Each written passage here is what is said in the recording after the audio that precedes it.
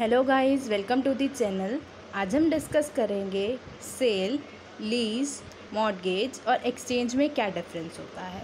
तो सबसे पहले आते हैं सेल पे। सेल का मतलब होता है जब आप अपनी टाइटल आपके पास कोई प्रॉपर्टी है, उसका टाइटल यानी कि उसका हक किसी को ट्रांसफ़र कर देते हो और उसके बदले में सामने वाले से मनी कंसिडरेशन या फिर कोई कंसिडरेशन लेते हो। दैट इज़ कि in sale the title of the property is transferred to the buyer for an agreed price. Okay, मतलब एक बंदा जो है वो अपनी कोई चीज़ देता है, उसका टाइटल, उसका सारा हक देता है और दूसरा बंदा उसके बदले में उसकी कंसिडरेशन पे करता है।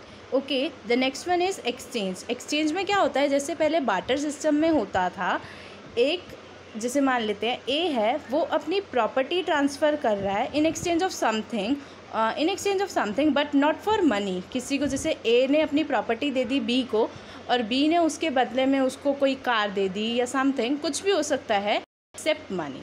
Okay, that is exchange. Next is mortgage. Mortgage में क्या होता है, जब आपके पास राइट टू सेल आता है, जब आप किसी से लोन लेते हैं और उनकी रीपेमेंट नहीं करते हो तो सामने वाली पार्टी के पास right to sell the property आ जाता है। दैट मीन्स मोर्गेज मीन्स कि only the right to sell the property in event of non payment of loan is given to the मोर्गेजी।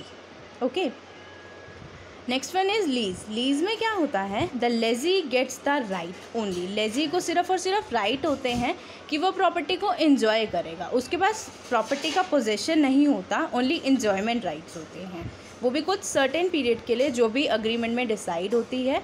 जैसे ही वो एग्रीमेंट ख़त्म हो जाता है तो जो लेसी है उसको प्रॉपर्टी लेजर को रिटर्न करनी होती है। That means in a lease, the lessee gets the right only to enjoy the property for a certain period.